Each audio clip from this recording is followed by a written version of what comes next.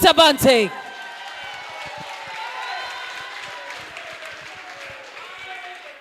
Thank you, fellow panelists, distinguished guests, comrades and friends. Good evening. You know, as someone who recognizes that all politics is local, I didn't mind giving up half of my time to Janice so she could speak to her people. And to continue Nikisha's cricketing analogy, there are sufficient runs on the board that we could declare right now. But since I'm not the captain of the team, I've been sent in to give our tail enders innings. But just very quickly, I've been asked to speak on the issue of national security, and I just want to do two things. The first, I want to review the Andrew Holness regime's track record in national security. And then secondly, I want to speak to how we would do things differently. So first, this GLP government is suddenly claiming that one of their successes is the reduction in murders for the last few months. Now, we're all very happy and welcome these reduction in murders. But it has absolutely nothing to do with the JLP regime. It is in spite of the JLP regime. And let me just do a quick review of what happened when the government changed in 2016 and these people came to office. The first thing they did was introduce a most idiotic policy. They suddenly decided that police didn't deserve new cars, new vehicles anymore. And they were the only government in the entire world that decided they were going to purchase junk vehicles for the police. Well, when they stated it, we predicted it would be a fiasco. And it turned out to be even worse than we had imagined. And cut a long story short, up to today, the used vehicles haven't been delivered and cannot be found. Although all have been paid for. And the few that did arrive, some of them could barely make it off the wharf before them broke down. I remember it was embarrassing to see some of the police officers trying to be professionals driving around these old wrecks. So what happened? Vehicles are a force multiplier for the police. And by year 2, there were so few operational vehicles in the police force that the murder rate skyrocketed. It continued for the next 8 years. It was so bad that Andrew Holness now has the record of being the prime minister who's in his 2 terms, more Jamaicans have been murdered than under any other 2 terms under any other prime minister.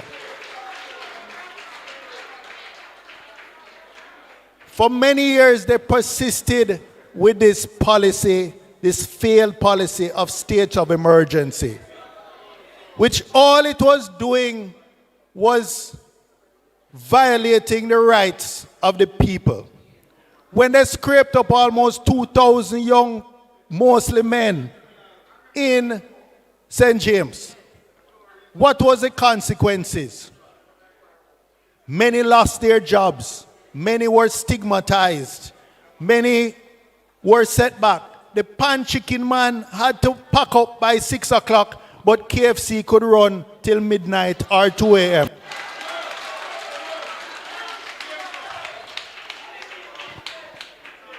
All that policy of oppression was doing was putting more pressure on the average Jamaican. There was no reduction in murder anywhere. In fact, there was a 25% increase in the entire Jamaica year after year. Yes, temporarily in a particular area or community, Alan, where there was a surge of security forces, you would find a decline temporarily. But there was something called the balloon effect. So after states of emergency in St. James, then you found murders going up in Hanover, in Westmoreland, in Trelawney. The opposition called out this practice and said it's not only unconstitutional, but is ineffective.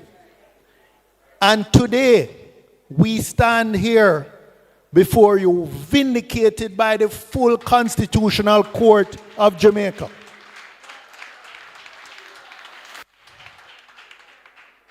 Who in their ruling handed down a couple of weeks ago, not only confirmed what we have been saying, but it showed, they found it was not only unconstitutional, but it was ineffective.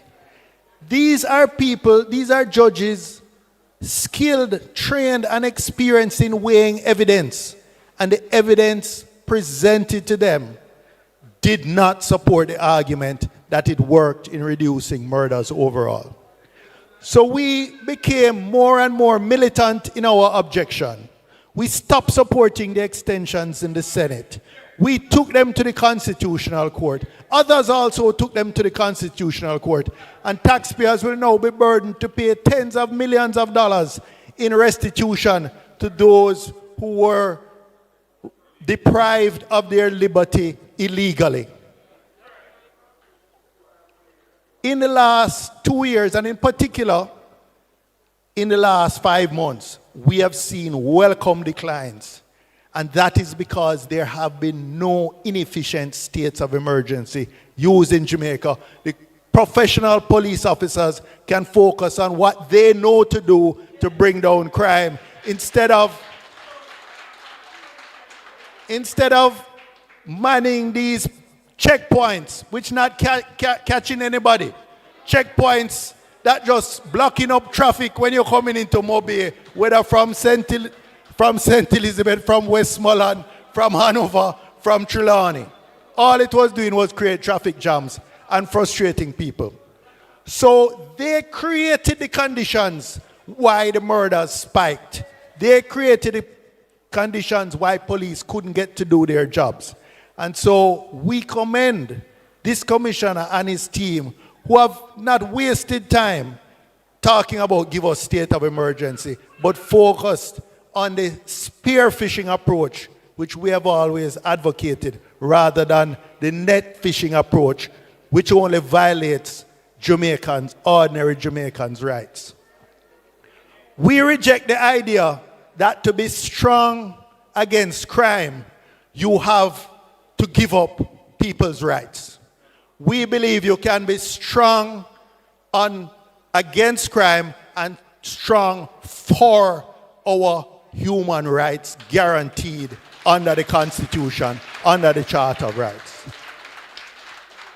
And the best evidence of that is what is happening since we have abandoned those wasteful states of emergency. I know the only thing that I saw that came out of it, it gave the Prime Minister the opportunity to every month jump up at a press conference looking like a wannabe petty tyrant with his generals flanking him and joyfully announcing that he was removing the rights of the population in St. James or Hanover or Westmoreland. That's all that was achieved. Him, what the young people call cosplaying. You know when they dress up in costumes like, here I am, the petty tyrant with my generals around me. So that is what has happened, and that is why we give this GLP regime no credit for any reductions which have taken place recently. And the track record of the Prime Minister and his regime is that more Jamaicans have been murdered during their 2 terms than any other 2 terms in Jamaica. So let me turn quickly now to what we would do different. We have always maintained that crime control measures must be balanced with crime prevention measures. And what are those crime prevention measures? At its core, it is investing in communities and in people. Investing in communities and its people. Social investment. That's something we advocated for when we were in office before. This administration abandoned it completely. We will be returning, and we have seen the private sector on their own because the government completely defunded social interventions and social investment. So the Project STAR has been a successful project, but very limited in scale and scope. We will come back and put government funding behind these things. We will ensure that in some of the communities where the environment is what the criminologists, I believe, would describe as criminogenic. It's an environment that is conducive to producing at-risk youth who are vulnerable to recruitment by gangs. We know we have to go in and we have to invest in better housing stock, better road infrastructure, better schools. We have to have remedial training and employment opportunities for the young people in these communities so they have very real options. That is an approach that puts people at the center of our development efforts. That is an approach. That is an approach that someone like Alan Bernard has spent a great deal of his life championing, and I want to big him up for that because we work together. Because we worked together when I was at the Ministry of National Security, and I know he's a youth who genuinely believes in empowering people to get them out of the situations they are in. Not just scraping them up wholesale and locking them away. So ladies and gentlemen, I'm going to close here. I think you've had a meal, a full meal, a many-course meal.